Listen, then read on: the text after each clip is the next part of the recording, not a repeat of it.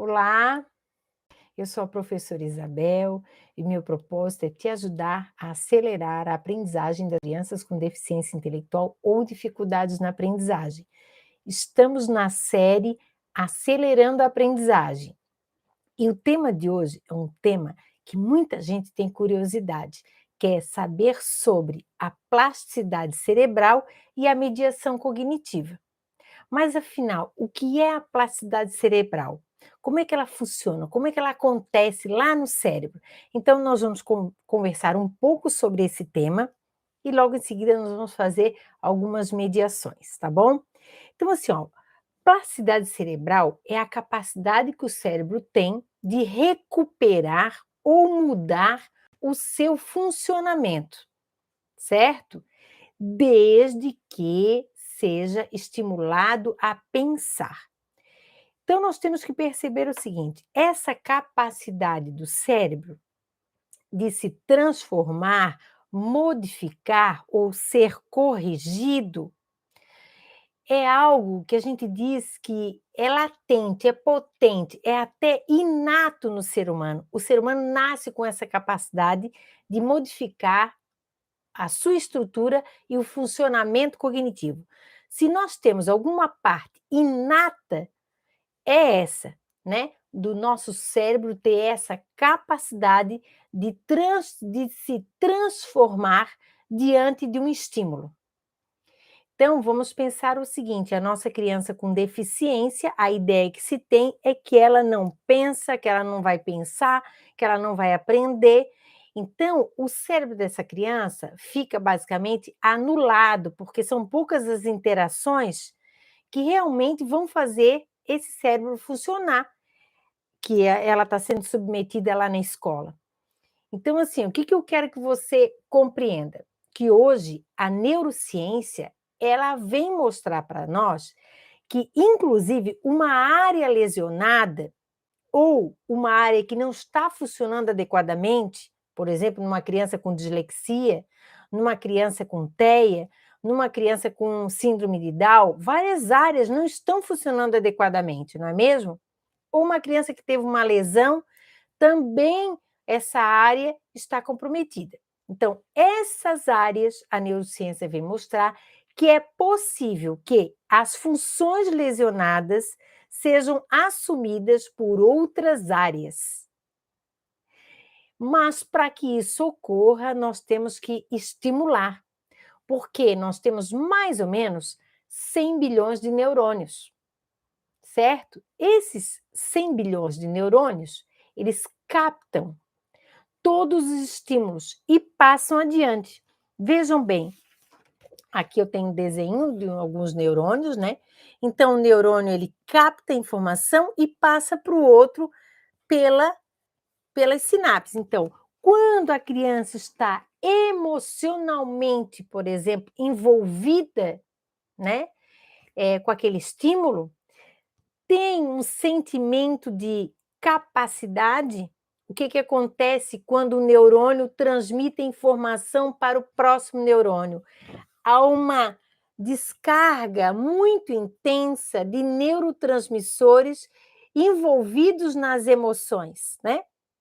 E aí potencializa o próximo.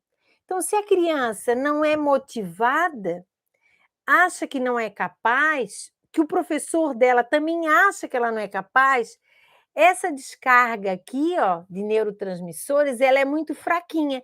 Então, o estímulo não vai adiante. Vai até um certo ponto, não vai adiante. Então, na mediação, quando a gente trabalha com a mediação do sentimento de competência, a gente potencializa esse estímulo. Você está mostrando para essa criança que você acredita que ela é capaz. Então, você vai mediando e cada pergunta que você vai fazendo vai potencializando todo esse sistema e liberando neurotransmissores responsáveis por esse envolvimento, né, entre eu, que sou a mediadora, entre a criança e entre o estímulo.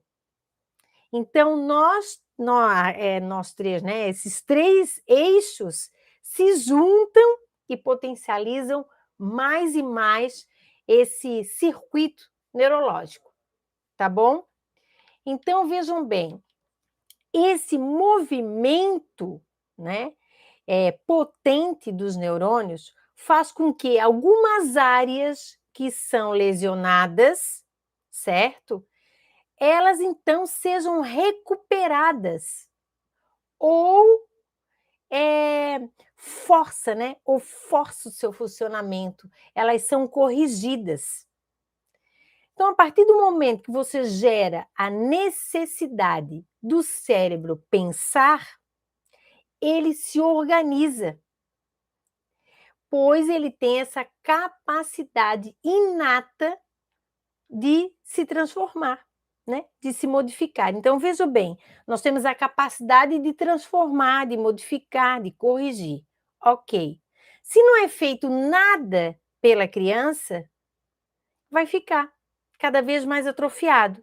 Agora, a partir do momento que eu tenho certeza que essa capacidade toda criança tem, ou toda pessoa tem, toda criança com deficiência intelectual também tem, o que que acontece? Ok, eu vou gerar nesse cérebro a necessidade, e quando eu gero a necessidade da criança pensar pela mediação que eu faço, então esse cérebro se auto-organiza e vai então corrigindo todas essas funções cognitivas. Isso a gente chama de plasticidade cerebral, certo?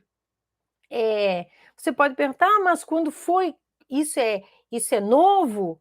Gente, isso não é novo. A primeira vez que eu tive contato com toda essa teoria da plasticidade cerebral foi na década de 90. Já muitos livros já diziam isso. Muitos autores já diziam isso, por exemplo, Vygotsky, sabe? Vygotsky, ele trouxe toda uma visão diferenciada, né, onde o nosso cérebro se modifica a partir das nossas relações sociais. Então, se uma criança com deficiência não tem uma interação social adequada, intencional, de qualidade, vai ter prejuízo no seu funcionamento cognitivo. Logo após o Vygotsky, nós temos mais outros autores que também trazem muita contribuição. Por exemplo, Alexandre Leontiev, desculpa. Leontiev traz a teoria da atividade. O que é a teoria da atividade? É o homem pensar sobre o que faz. Então, fazendo as coisas, levantando hipóteses, identificando as coisas, ele vai então gerando essa necessidade. Mas quando a gente fala da teoria da atividade, é a teoria do fazer. Fazer as coisas, modificar as coisas sociais, interagir com as coisas. Então, vejam bem, o que a gente está oferecendo para as nossas crianças na escola? Pontilhado? Colar pontinhos? O que isso vai gerar necessidade nessa criança? Isso é uma pergunta que eu faço. Outro discípulo de Vygotsky também, além do Leontiev, Vallon. Vallon veio trazer uma ótima contribuição sobre a teoria das emoções, não é mesmo? Hoje, o que eu penso do Vallon o Vallon deixava muito claro a questão entre a razão e a emoção. Só que hoje a gente sabe, pela neurociência, que emoção e razão fazem parte da mesma moeda, sendo que essa moeda é uma moeda transparente. Ou seja, na hora que eu olho a cognição, aparece a emoção. Porque se eu só quiser transmitir conteúdos obrigatórios, que eu acho que devem ser feitos, sem dialogar com a criança, sem envolver ela emocionalmente nesse conteúdo, ela não vai se envolver emocionalmente. Agora, se eu envolver esse conteúdo, trazer esse conteúdo para o dia a dia da criança, ver, construir um significado, fazer transcendências, ou seja, ligar as experiências que ela teve anterior com as experiências de agora. Então, ela vai estar emocionalmente envolvida. Então, isso vai ter mais significado. Então, cognição e emoção fazem parte da mesma moeda, e uma moeda transparente, tá? Do lado da emoção eu vejo a razão, do lado da razão eu vejo a emoção. E aí, quando eu encontrei um outro discípulo de Vygotsky, que é Alexandre Luria, ele trouxe uma Se eu fosse considerar alguém que fosse pai da neurociência, eu diria que era o Luria, entendeu? Deve ter tido outro aí, mas o Luria, para mim, é o cara que, tipo, me fascinou no sentido de dizer assim, ó, o cérebro funciona desse jeito. Ó, ok, se ele funciona desse jeito, então a gente pode ter uma reabilitação cognitiva. O que é reabilitação cognitiva? É ensinar a criança a pensar. É ensinar aquele cérebro que tem um problema, que tem um funcionamento inadequado, funcionar. Vejam bem, então isso é importante, né? Então, assim, ó, o que eu quero dizer para vocês que a base de todo o trabalho que eu faço tem esse pilar, né?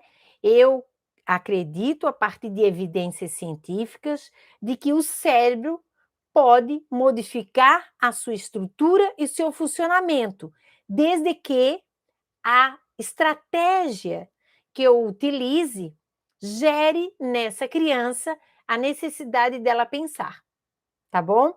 Então, acho que ficou mais claro para vocês, né? Essa dimensão muito importante. E você tem que pensar assim, pô, mas por que tudo isso, afinal, é importante? Por que eu tenho que saber essas coisas para poder ensinar? Olha, hoje a neurociência, ela mostra evidências de que essa modificabilidade das estruturas, das funções cognitivas, que é como é que o cérebro funciona, como é que as estruturas funcionam, ela diz que isso é claro, isso ocorre. Inclusive, já fizeram ressonância magnética, né, com funcional, que a gente chama, quando o cérebro está funcionando. Então, eles já fizeram essa investigação e viram o seguinte, que tudo isso é evidência científica. Então, se você tem essa clareza, olha para o seu aluno e vê que a partir do momento que você olha para o seu aluno com essas ideias, tudo muda. Aí nós vamos ter que revisitar alguns nomes, né? Que a gente diz assim, esse aluno não aprende porque é um deficiente. Ele não é deficiente, são as funções cognitivas dele que não estão funcionando de forma adequada. Já é um nome que nós temos que mudar. Conceitos. Eu não vou ensinar para o meu aluno que tem deficiência intelectual sobre o clima, sobre o relevo, sobre água. Ele não vai nem saber o que é isso. Gente, ilusão. Ilusão. Você tem que gerar a necessidade da criança interagir com tudo isso, né? Entendeu? Você tem que gerar necessidade, porque se você não gerar necessidade, ele não vai aprender. Então, tem que gerar a necessidade de pensar sobre os conteúdos escolares. E até os procedimentos. Como é que eu faço para o meu aluno aprender? Vou repetir. Gente, hoje, ainda há pouco, era 6 horas da tarde, eu estava fazendo uma orientação e as minhas alunas do curso de psicopedagogia disseram o seguinte: prof, olha a atividade que a professora do 4º ano passa para os alunos que ainda não sabem ler. Gente, cobrir pontinhos. E a sala ainda é dividida. Esses sabem, são 5. Esses se esforçam. E aqueles não sei o que fazer. Então, se a pessoa não sabe o que fazer, não é culpa dela. Nós temos que instruir essa pessoa. Não é mesmo? Não vamos julgar a professora, ela não sabe, a faculdade não ensinou. Qual é a melhor estratégia para ensinar uma criança, né, que está no 4º ano a ler? Qual é a melhor estratégia? Então, gente, nós temos que revisitar os nossos conceitos. O método global não dá conta. Ninguém aprende a ler repetindo palavras, ou relacionando palavra a desenho, ou cobrindo pontinhos. Nós aprendemos a ler e a escrever quando a gente pensa sobre os sons das letras. E aí que vem a mediação. a mediação, ela faz esse processo.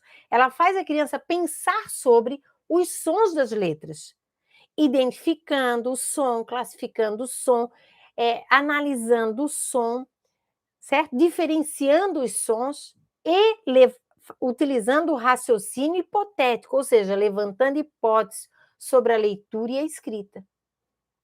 Então, é assim que a gente aprende. Então, é necessário que, a partir do momento que você sabe que o cérebro tem a capacidade de modificar a sua estrutura e o seu funcionamento, tudo muda. Você vai ter que revisitar o seu vocabulário que você usa com relação à criança com deficiência, os conceitos que você internalizou e os procedimentos e estratégias que você usa, né? Então, assim, qual a natureza dessa mudança cognitiva, né? O que é necessário para que essa mudança cognitiva ocorra? Olha, a gente tem que pensar o seguinte: tem algo que nos ajuda muito, é o seguinte: as crianças, quando elas começam a aprender, ou vamos pensar em uma porcentagem, 90% das coisas que a gente aprende por imitação, tá? A gente aprende por imitação. Mas, por quê? Porque nós temos uma gama muito grande de neurônios de espelho. O neurônio espelho é aquele neurônio que, quando ele vê algo, ele absorve como se fosse dele. Um exemplo: se eu bocejo, dá vontade de bocejar em vocês também. Se eu vejo, sinto o cheirinho de um pão assando, eu salivo porque eu tenho fome. Então, quem mandou essa informação foi meu neurônio espelho. Entendeu? Então, os neurônios de espelho, eles fazem isso com a gente. Então, nós temos que começar a potencializar esses neurônios de espelho, mostrando para a criança outras ações, outras atitudes, outros procedimentos, tá? E nós temos muitas evidências científicas sobre isso. Agora, como é que eu vou trabalhar com essa reestruturação ou modificabilidade cognitiva e estrutural do cérebro? A resposta é mediação cognitiva, que é a estratégia principal da nossa ação aqui no EduSer. Então, quando você aprende a mediar, você potencializa o estímulo. Uma coisa é eu perguntar para a criança: o que é isso aqui? Daí ela vai dizer: é um liquidificador e uma batedeira. Ou ela vai dizer: é para fazer vitamina e para fazer bolo. Ok, então já acertou. Isso é muito pouco, certo? Isso é muito pouco para uma criança. Ela tem que pensar sobre. Ela tem que pensar sobre esses objetos e não apenas identificá-lo.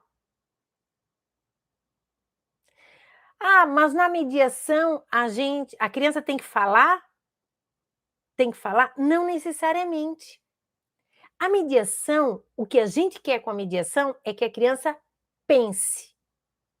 Por quê? Porque a fala organiza o pensamento.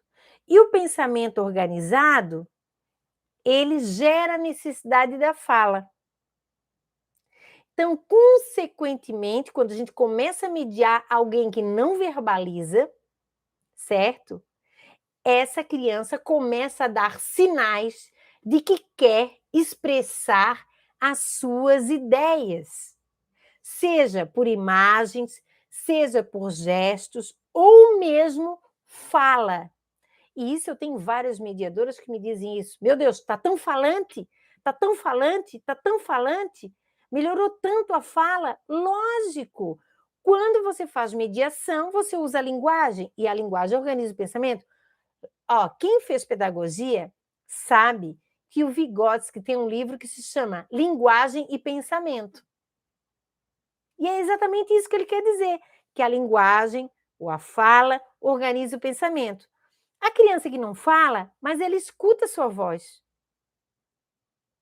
E quando ela escuta a sua voz, o cérebro funciona como se ele estivesse falando também. por causa dos neurônios de espelho. Olha que interessante. Nesse exato momento que eu estou aqui falando com você, essas palavras estão entrando no teu cérebro como se fosse sua, por causa dos neurônios de espelho. E uma outra área do cérebro, ao mesmo tempo que está me ouvindo, está pensando na criança que você tem, se isso realmente é verdade, quem é essa mulher doida que está falando isso. Todo esse pensamento que está passando aí na tua cabeça, isso se chama transcendência. Quanto mais transcendência você fizer, mais você aprende. Então, a mediação, ela faz isso. Então, imagina, uma criança que não verbaliza, quando você começa a fazer a mediação, ela começa a organizar o seu pensamento, a conectar ideias, e aí ela sente a necessidade de se expressar. Isso é plasticidade cerebral. Então, áreas que não estavam sendo usadas começam a ser usadas. Olha, eu vou dar um exemplo para vocês, assim, ó, bem dessa mediação aqui que eu fiz, tá? Então, vejam bem, quando um objeto é visto, só as suas características visuais, né? Então, a gente ativa alguma área do cérebro, mas é uma área que a gente chama assim rasa, vazia, sem poucas conexões. Imagine lá uma sinapse, né? Que são lá dos neurônios, lá, uma sinapse. Então, o neurônio capta essa informação, passa para o outro e diz assim: eu já conheço isso, então já dá a resposta. É um liquidificador e uma batedeira. Não foi para muito mais longe, só ficou ali naquela região. Quando eu digo eu digo o montão, né? Mas assim, aqueles que são responsáveis por aquele estímulo. Então, assim, só naquela pequena região. Ok, não modificou muita coisa. Agora, quando você começa a mediar, daí você começa a gerar a necessidade. Por quê? Porque o próximo neurônio, ele não tem a resposta. Então, ele tem que buscar, né, outras conexões. Então, vamos ver assim, ó.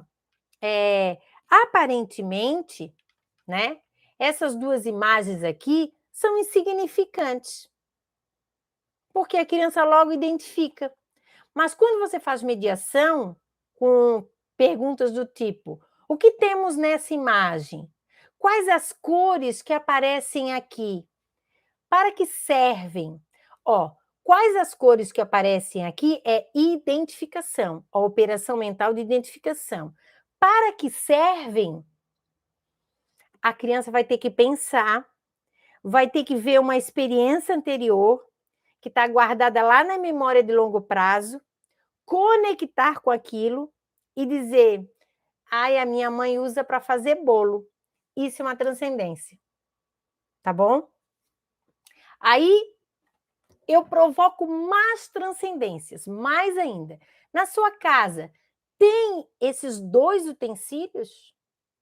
Sua mãe já preparou um bolo com algum desses utensílios, ou com a batedeira ou com o liquidificador?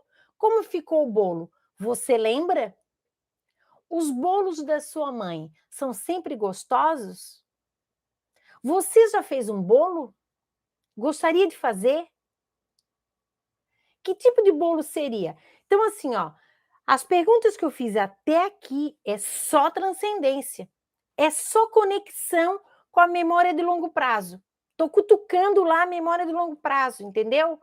Para ativar, e essa experiência que eu estou vivendo aqui com a criança, com essa simples figurinha, ela vai então criar um outro significado, que não é só um liquidificador e uma batedeira. Então, esse estímulo aqui começa a ficar potencializado. Aí, quando eu pergunto assim, você gostaria de fazer um bolo? Eu estou ativando outras áreas cognitivas, que são as áreas responsáveis pela projeção, né? Como é que seria eu fazendo um bolo? Olha a imaginação, olha o nível de abstração exigido.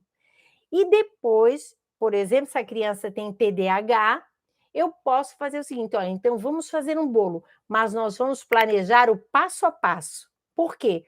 Para controlar o comportamento dessa criança. Entendeu? Então, nós vamos ter que fazer o passo a passo para não errar. Gente, essa experiência que era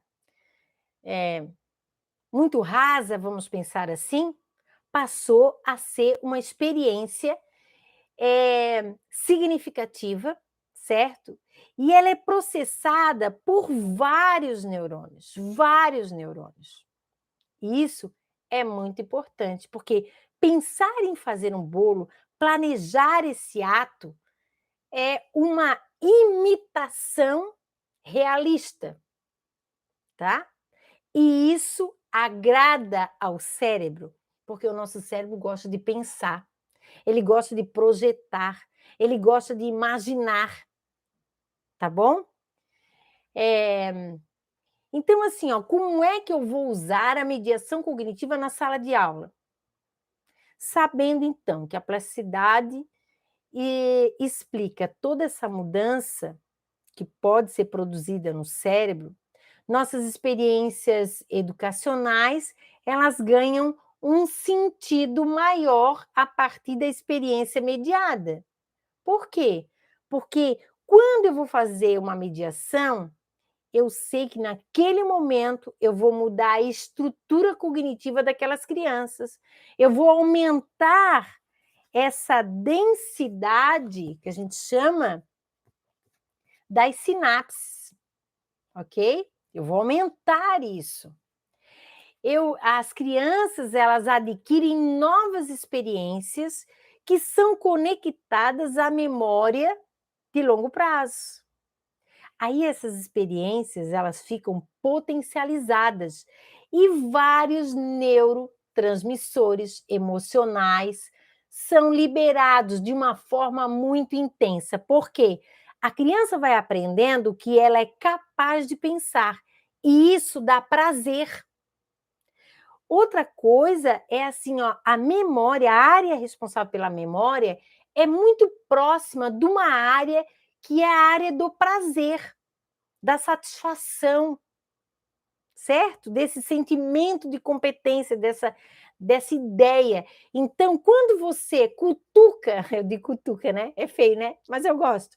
Quando você cutuca a memória de longo prazo, você está naquela região responsável pelas emoções.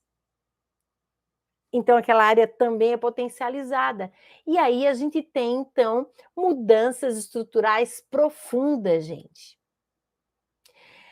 Olha, eu quero contar um caso para vocês. Era uma amiga psicopedagoga, ela teve um AVC hemorrágico, que o sangue, né, foi derramado em toda a estrutura cognitiva. Ela só tinha 27 anos. Ela ficou 7 meses vegetando, com uma sonda, usando fralda, ninguém sabia se falava, se ouvia. E depois de 7 meses, por aí, né, ela foi para casa e nós, eu digo nós porque eu participei, nós tinha uma psicóloga, um fisioterapeuta, tinha mais uma enfermeira, né, para cuidar, uma cuidadora, e eu ia toda quinta-feira de manhã fazer mediação cognitiva com essa pessoa. Toda quinta-feira de manhã. Em 6 meses, tá? A gente recuperou toda a capacidade dela de escrever, de leitura e de fala. Fora isso, a autoestima e o controle dos esfíncteres. Olha, gente. Então, assim, ó, isso para mim é a prova viva, porque ela foi para casa, o médico disse: olha, ela não vai viver 1 ano, porque o que aconteceu com ela é para morrer.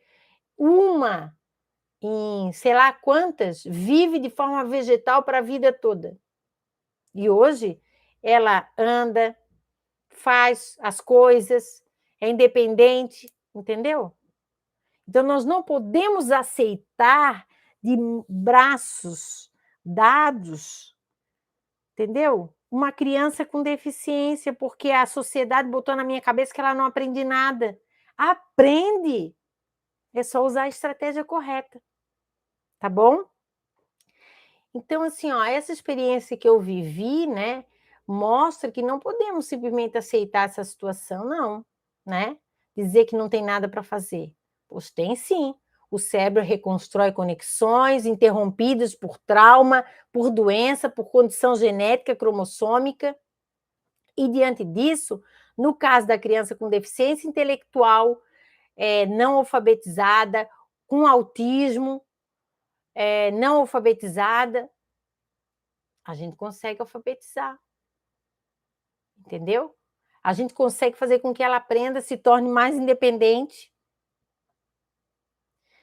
Então, o que que eu posso fazer, né? Você pode estar perguntando. Nós temos que mudar algumas crenças. Primeiro, como o cérebro funciona. Ok, vamos mudar. Outra, mudar a crença que a gente tem sobre a incapacidade da criança com deficiência intelectual ou dificuldade na aprendizagem. Essa ideia de colocar na cabeça da gente que todo autista é aquele sujeito que tem estereotipia, que não fala, que não olha, que fica num canto brincando com alguma coisa o tempo todo, isso é a ideia do passado, porque nós temos autistas de tudo quanto é tipo. Não tem só desse tipo que é uma estereotipia que colocaram na nossa cabeça, né? Não existe. Existem várias meninas aí com TEA e que basicamente passam desapercebidas pela família, meninos também, e só vão ter o diagnóstico tardio, tá? Então a gente tem que pensar nisso. E aí, outra coisa, então, tem como o cérebro funciona, mudar as suas crenças, que são crenças preconceituosas, e achar uma estratégia adequada, que no caso é a mediação cognitiva, que não precisa achar, eu ensino para você, tá bom? E assim, ó, outra coisa que ajuda é a gente encontrar os centros de interesse da criança. Hoje mesmo, eu fiz uma sequência didática sobre a Copa do Mundo e o futebol. Por quê? Porque nós temos que alfabetizar uma criança que tem deficiência intelectual leve e que ela é jogadora de futebol. E ela não se interessa por mais nada da escola, porque a escola já arrasou com ela, entendeu? Já arrasou com ela. Foi tanto fracasso que ela vivenciou na escola que ela não quer ver mais nada. Mas o futebol é a coisa melhor que ela faz na vida, porque ela é jogadora, ela faz parte de um time onde ela mora. Então, nós pegamos esse foco, essa fonte de interesse e vamos começar a fazer uma sequência didática para que ela se alfabetize. Então, meninas, espero que vocês tenham gostado desse nosso encontro de hoje, certo? Um beijo grande para vocês e até o próximo encontro.